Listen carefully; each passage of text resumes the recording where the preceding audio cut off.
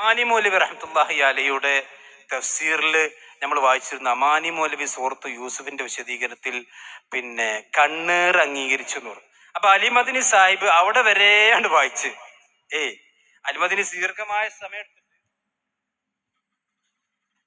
ദീർഘമായ സമയം എടുത്തിട്ട് കുറച്ച് വലിയ കിളിപ്പം ഞാൻ അവസാന ഭാഗം മാത്രം കഴിക്കാം. അതായത് കുറച്ച് അങ്ങനെ വായിച്ചിട്ട് അമാനി മൗലവി റഹ്മത്തുള്ളാഹി അലൈഹി പിന്നെ അതായത് തന്റെ മക്കൾ ലാ തദ്ഖുലൂ മിൻ ബാബിൻ വാഹിദിൻ വദ്ഖുലൂ മിൻ അബ്വാബിൻ മുതഫർരിഖ എന്ന് യാക്കൂബ് നബി തന്റെ മക്കളോട് പറഞ്ഞു, മക്കളെ നിങ്ങൾ എല്ലാവരും കൂടി ഒരു വാതിൽ കൂടെ കയറാൻ പാടില്ല എന്ന് പറഞ്ഞപ്പോൾ യാക്കൂബ് നബി തന്റെ മക്കൾക്ക് കണ്ണേറ് ഭയപ്പെട്ടു എന്ന് അമാനിയുടെ തഫ്സീറിലുണ്ട്. അത് അമാനിന്റെ അഭിപ്രായം പറഞ്ഞതല്ല. ഇബ്നു അബ്ബാസ് റളിയല്ലാഹു അൻഹു, ഖത്താദ, ലഹാഖ്, സുദ്ദി മുതലായവർ ഇത് നിവേദനം ചെയ്തിരിക്കുന്നു. ഖുർആൻ വ്യാഖ്യാതാക്കൾ പൊതുവിൽ സ്വീകരിച്ച് കാണുന്ന ഇതാകുന്നു: കണ്ണേറിന് ഭയന്നാണ് യാക്കൂബ് നബി അങ്ങനെ പറഞ്ഞെന്നുള്ളതിന് തെളിവ് കാണുന്നില്ലെങ്കിലും കണ്ണേറ് സ്ഥാപിക്കുന്ന ബലപ്പെട്ട ഹദീസുകൾ കാണാവുന്നതാണ്.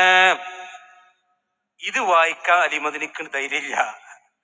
അത് അതിന്റെ തൊട്ട് മുമ്പ് വരെ മുമ്പിൽ വായിക്കുന്നുണ്ട്. എന്നിട്ട് നിങ്ങളുടെ കിതാബാണ് മടക്കി വെച്ചിട്ട് സീറിന്റെ കണ്ണേറിന് സാധിക്കുന്ന ഹദീസൊക്കെ ഉണ്ട്, അമാനി മൗലവി പറഞ്ഞിട്ടുണ്ട്. നിങ്ങൾ ആ രംഗത്ത് കണ്ടോളി. ഖുർആനിൽ നിന്നോ നബിവാക്യങ്ങളിൽ നിന്നോ അതിനെ നിർണയിക്കുന്നതിന് മതിയായ തെളിവുകളും നമുക്കില്ല. ഈ അഭിപ്രായമാണ് കൂടുതൽ സുരക്ഷിതമായതെന്നുള്ളതിൽ സംശയമില്ല. അപ്പൊ അതിന്റെ പിന്നിൽ കണ്ണേറ് ഇനിയൊന്നും പറഞ്ഞു നടക്കേണ്ട ആവശ്യമില്ല. ഇനി രണ്ടാമത്തെ അഭിപ്രായം അവിടെ രേഖപ്പെടുത്തുന്നുണ്ട്. സൗന്ദര്യവും പ്രഭാവവും മുറ്റി നിൽക്കുന്ന ഒരു സംഘം ആളുകൾ, അതും ഒരേ പിതാവിന്റെ മക്കൾ ഒരേ വഴിക്ക് പ്രവേശിക്കുമ്പോൾ അത് കണ്ണേറ് കരിങ്കണ്ണ് ബാധിക്കുവാൻ കാരണമായിരിക്കും.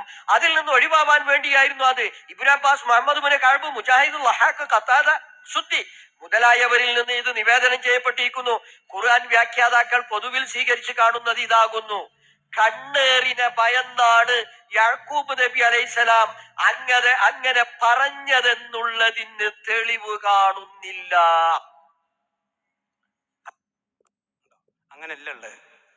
അങ്ങനെയല്ലേ കേട്ടോളി.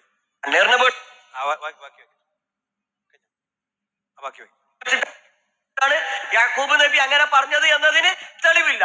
എന്നാലും കണ്ണേറിനെ കുറിച്ച് ഹദീസിൽ വന്നിട്ടുണ്ട് എന്ന് അമാനി മൗലവി പിന്നീട് പറയുന്നുണ്ട്. ആ കണ്ണേർ അൽ ഐനു ഹക്കും എന്നുള്ളത് ഏതാണ് എന്ന് ഇൻഷാ അല്ലാഹ് ജാബിർ അമാനി എന്ത് ചെയ്യുന്നതാണ്, വിശദീകരിക്കുന്നതാണ്. അതെന്താ ജാബിർ അമാനി വിശദീകരിക്കണം? അലിമദനിക്ക് വിശദീകരിച്ചൂടെ? അതിപ്പോ നിങ്ങൾ ഇത്രയും വായിച്ചെടുങ്ങേറ നിങ്ങൾക്ക് എന്താ ഇപ്പോ അമാനി മൗലവി പറഞ്ഞ് ബാക്കിയാണ് വായിക്കാത്തടങ്ങുന്ന ഞാൻ വായിച്ചു തരാം. പരപ്പനങ്ങാടിക്കാര് ശരിക്കും കേട്ടോളി.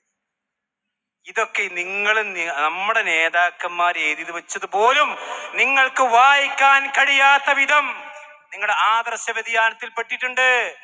അമാനി മൗലവിയുടെ തഫ്സീറിൽ എഴുതിയ കാര്യം പോലും പരസ്യമായി ജനങ്ങളുടെ മുമ്പിൽ വായിക്കാൻ കഴിയാത്ത അത്രമാത്രം ഹദീസ് നിഷേധത്തിലേക്ക് നിങ്ങൾ പോയിട്ടുണ്ട്. അതുകൊണ്ട് ഞങ്ങൾക്ക് വായിക്കാൻ കഴിയാത്തത്. എന്താ അമാനി മൗലവി പറഞ്ഞത്? ഞങ്ങൾ വായിച്ചു തരാം, ഞങ്ങൾക്ക് വായിക്കാം. ഞങ്ങൾക്ക് ഹദീസ് നിഷേധമില്ല, നമുക്ക് വായിക്കാലോ. കേട്ടോളി. കണ്ണേറിനെ ഭയന്നാണ് യാക്കൂബ് നബി അലൈഹിസ്സലാത്തു വസ്സലാം അങ്ങനെ പറഞ്ഞതെന്നതിന് തെളിവ് കാണുന്നില്ല എന്നാണ് അലിമദനി വായിച്ചത്. അങ്ങനെയല്ല ഉള്ളത്. തെളിവ് കാണുന്നില്ലെങ്കിലും രണ്ട് വ്യത്യാസമുണ്ട്. തെളിവ് കാണുന്നില്ലെങ്കിലും കണ്ണേറു സ്ഥാപിക്കുന്ന ബലപ്പെട്ട ഹദീസുകൾ കാണാവുന്നതാണ്. എന്താണ് അലിമദനി ഇത് വായിക്കാൻ നിങ്ങൾക്ക് മടി? അതോടെ വായിക്കുങ്ങള്. അത് ജാബിർ അമാനി പറയും. എന്നാ ജാബിർ അമാനി പറഞ്ഞോ? കേട്ടോളൂ ജാബിർ അമാനി എന്താ പറഞ്ഞത്.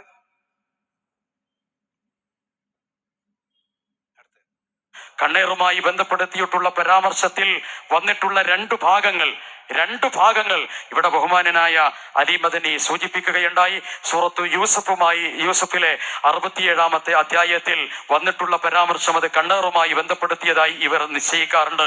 അതങ്ങനെയല്ല എന്ന കാര്യം നിങ്ങൾ കേൾക്കുകയുണ്ടായി. അതേപോലെ തന്നെ സൂറത്തു ഖലമിലെ 59-ാമത്തെ എന്ന് പറയുന്ന ആ പരാമർശവുമായി ബന്ധപ്പെടുത്തിയ കാര്യങ്ങളും കേട്ടു. സമയത്തിന്റെ പരിമിതി കൊണ്ട് ഞാൻ ആ കാര്യങ്ങളിലേക്ക് പോകുന്നില്ല.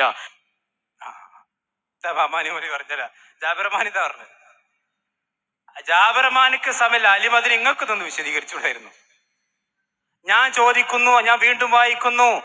ആ കണ്ണേറ് സ്ഥാപിക്കുന്ന ബലപ്പെട്ട ഹദീസുകൾ കാണാവുന്നതാണ്. ഈ അമാനി മൗലവി പറഞ്ഞ ബലപ്പെട്ട ഹദീസുകൾ നിങ്ങൾ സ്വീകരിക്കുന്നുണ്ടോ? അല്ലേ? നിങ്ങളില്ല, സ്വീകരിക്കണില്ല. അതങ്ങൾക്ക് വായിക്കാൻ മടി.